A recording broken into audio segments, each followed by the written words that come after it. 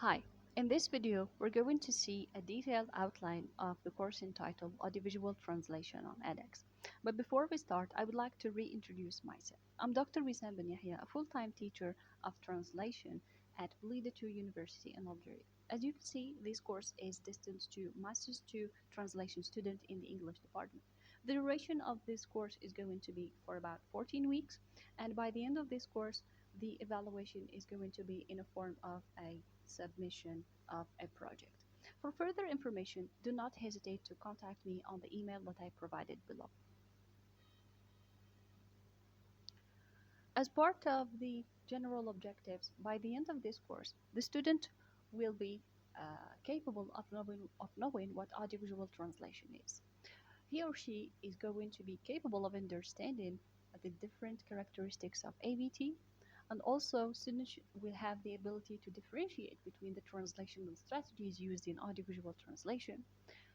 Additionally, students will be able to learn about the different types of AVT. Lastly, a student will be capable of using the different software of AVT.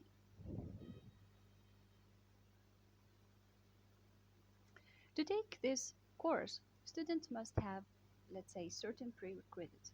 First, a student should have a basic, let's say, a good level of English for specific purpose.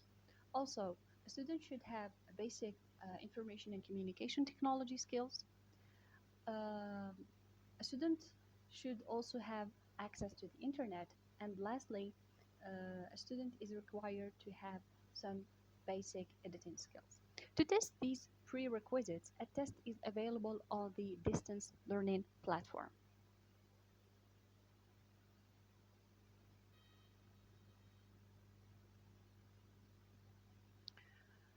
Now, let's have a brief overview of this course. The course is divided into 4 learning units or chapters.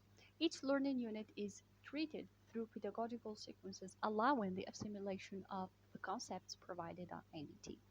This assimilation is consolidated by tasks where these notions are put into practice. For each of the learning units seen, we also associate tutorials. Consequently, each unit aims to reinforce the objectives of the course. This is ensured by tasks where these notions are implemented.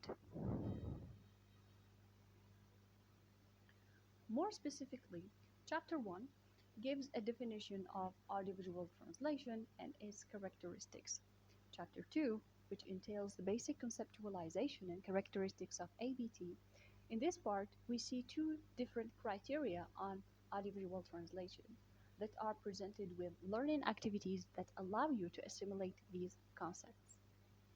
Chapter 3, which focuses on translation strategies in audiovisual translation, it presents the different strategies used in this type of translation. Chapter 4, which is the most important chapter, it introduces two categories of audiovisual translation, namely revoicing and subtitling, by presenting their subcategories, which are dubbing, half dubbing, audio description, narration, free commentary, interlingual subtitle, intralingual subtitle, and open and closed subtitles. This chapter focuses on presenting the programs used in audiovisual translation by practicing the different techniques used in each of the aforementioned types of AVT. This learning unit encompasses all the notions seen in the previous chapters. It allows you to use the different methods to present a translation project from a source language to a target language.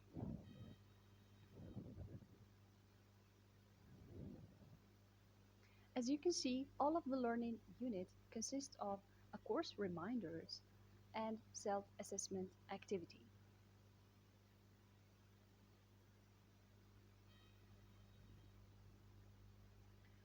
So, this course aims to develop the ability to produce a translation project based on a target language which conveys as much as possible the message of the source language and which can be considered as an acceptable version of the original project on which it is based.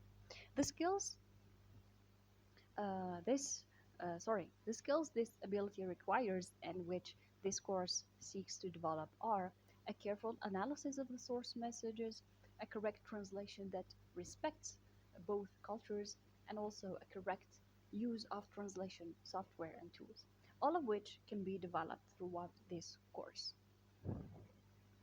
It may look complex, but students will gradually enhance their performance by mastering knowledge provided in this course. Therefore, the questions to ask in this respect are the following: what to translate, how to translate, by whom it is translated, and to whom it is translated. Additionally, the correct use of translation tools is a prerequisite and a parallel skill that the course seeks to develop. So, the audiovisual translation course aims to, in terms of knowledge, to teach you the basics of audiovisual translation, and in terms of the know how, it trains you to use the different functions of the translation systems to deal with the different types of projects. It also guides you towards the implementation phase of your design by adapting the use of software and tools and hardware equipment. In terms of interpersonal skills, it makes you aware of the specific features of the systems used and the operating constraints. I hope throughout this video you have now a clear idea of the overall outline of this course, which is entitled Audiovisual Translation. Thanks for watching.